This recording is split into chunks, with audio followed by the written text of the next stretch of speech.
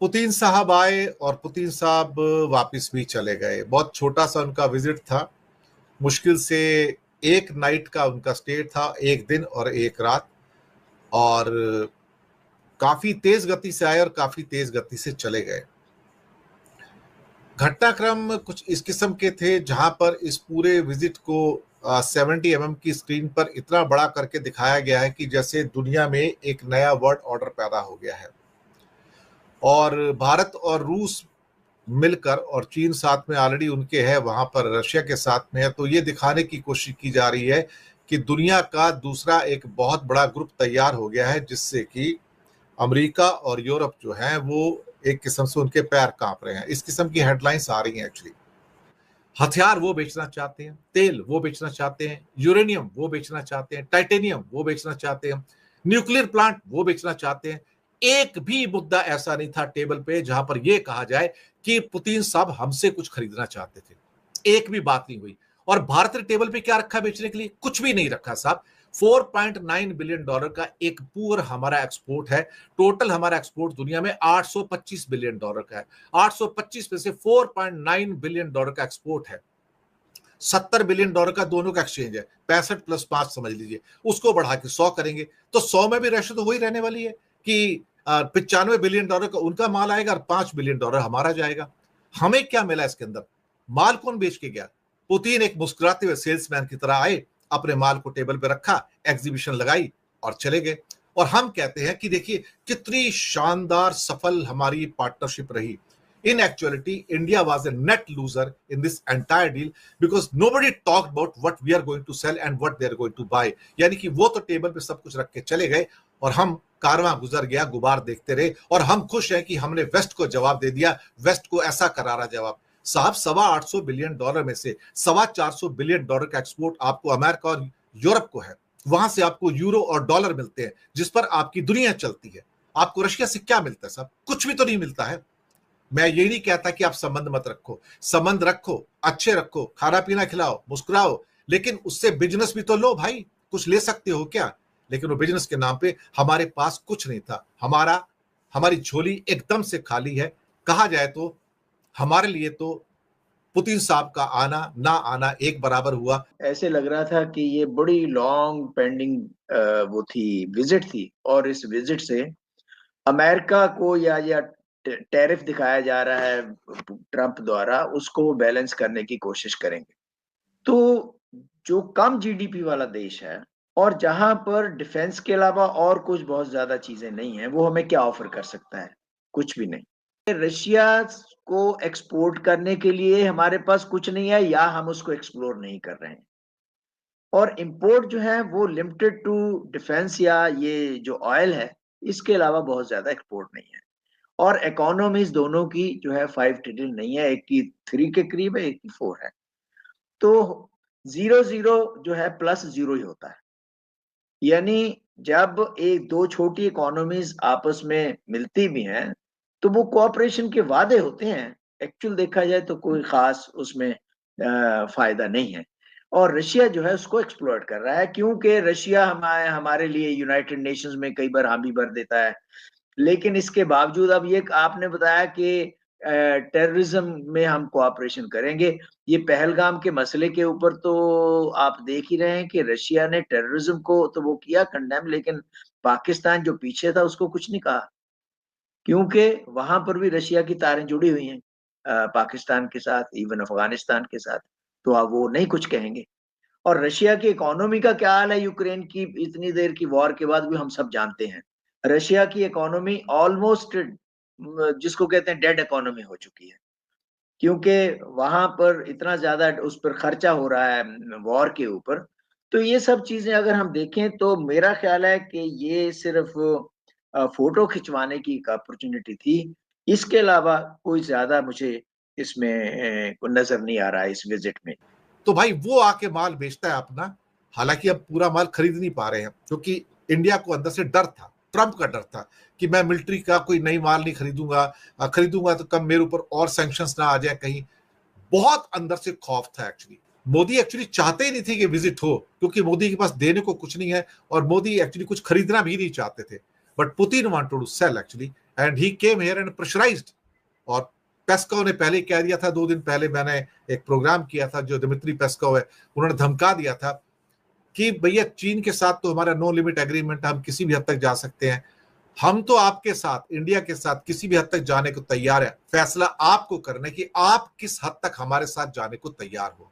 तो that was a warning, that was धमकी actually देखा जाए तो पहली बार रशिया इम्पेशेंट नजर आया कि आप हमसे कुछ लेते नहीं हो, सिर्फ बातें कर रहे हो। ना Su-57 हम बेच पाए हो, ना Su-75 बेच पाए, ना S-400 500 के और यूनिट्स हम खरीद पाए।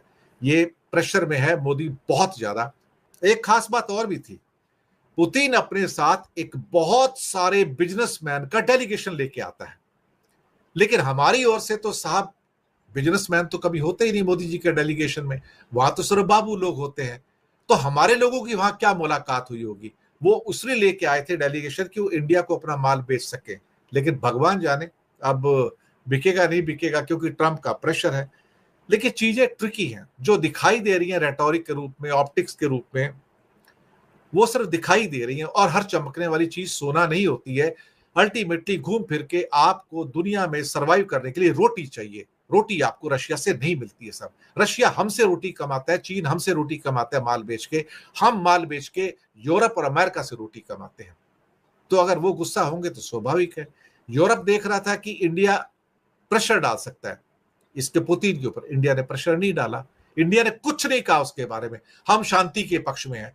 आपने एक बहुत हमारे लिए खतरा बड़ा कर दिया है कि आपने चाइना, रशिया और पाकिस्तान को एक कर दिया। और आप ये देखिए कि यूएस जो है उसका चाइना और रशिया के साथ कुछ भी हो, लेकिन पाकिस्तान के साथ उन्होंने कितना बेहतर अपना एक अंडरस्टैंडिंग करके पूरी दुनिया को दिखा दिया है, और खास करके भारत को बता दिया है कि I am the big brother of everybody. हो या नहीं हो, मगर बताया है। मोदी जी की वो झप्पी पप्पी वाली जो उनकी फॉरेन पॉलिसी है, उसकी वजह से आज हमारे को ये दिन देखने पड़ रहे हैं जहां हम सबको, नॉर्मल कॉमन सिटीजन्स को भी ये दिखाई दे रहा है कि हमारे ऊपर खतरा चीन और पाकिस्तान का, और हमारे ऊपर दबाव इधर से चाइना का, और जो हमारा सबसे पुराना दोस्त है उसके साथ रिश्तों में कहीं खटाई है। क्योंकि एक आज तक की पत्रकार ने जब उनसे पूछा कि कौन से ऐसे प्रधानमंत्री हैं जब से आपका कार्यकाल शुरू हुआ, उसमें बताइए कि सबसे बेहतर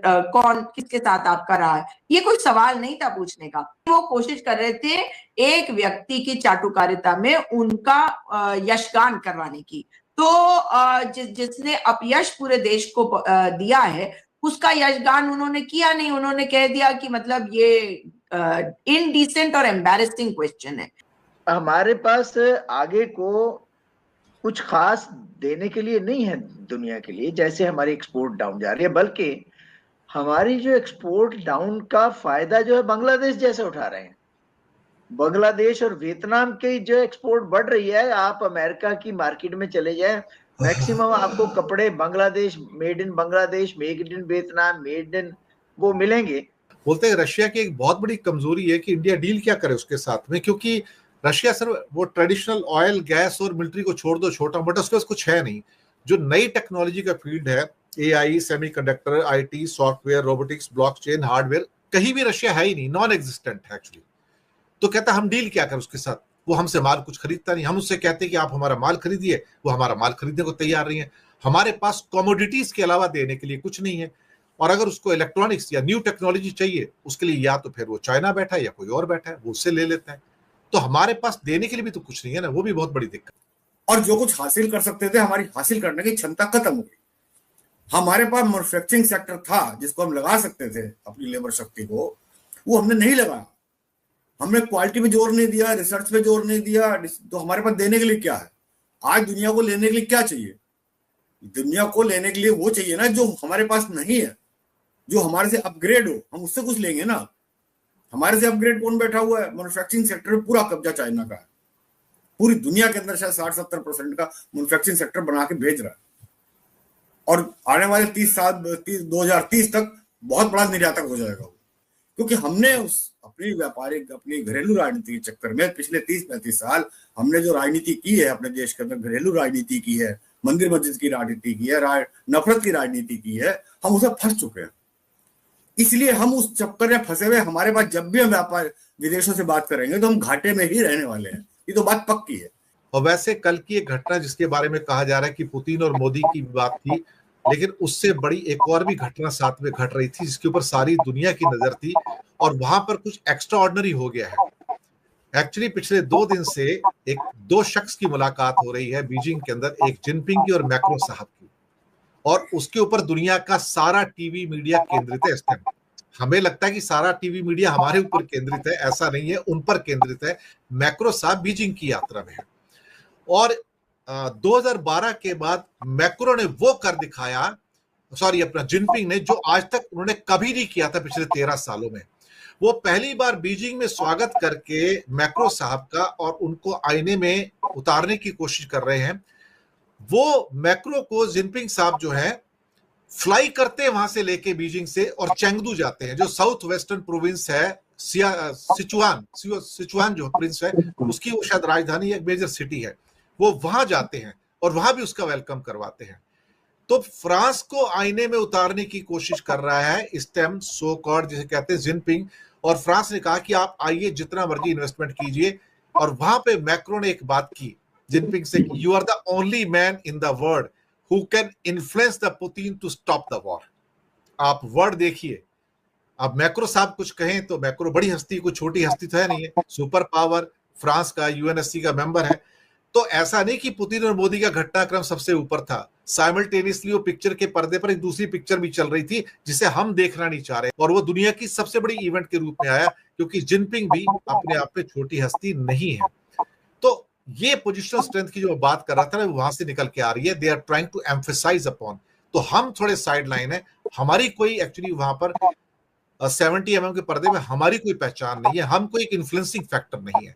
देखिए, हम इन्फ्लुएंसिंग फैक्टर तो थे ही नहीं, पिछले 11 साल में सिर्फ दिखाया गया है। तो की क्या हालत होगी, पहले वो ट्रम्प की तस्वीर की पूजा करते थे, अब पुतिन की तस्वीर की पूजा कर रहे हैं। वो 2 महिलाएं बहनें जो हैं वो गई थी वहां पे क्रेमलिन, वहां पे जाके उनके इंटरव्यू के सब चला रहे हैं छोटे छोटे क्लिप। तो मुझे नहीं लगता कि लोगों को पता नहीं है, लोगों को अब सब पता है। हाँ, ये बात अलग है कि जो चीन और फ्रांस का पूरा इस वक्त अग्रीमेंट्स हुए होंगे या जो कुछ भी हुआ है वो हमारी तस्वीरों में नहीं आया, बिल्कुल सही, मैंने भी उसको ज्यादा ध्यान नहीं दिया है।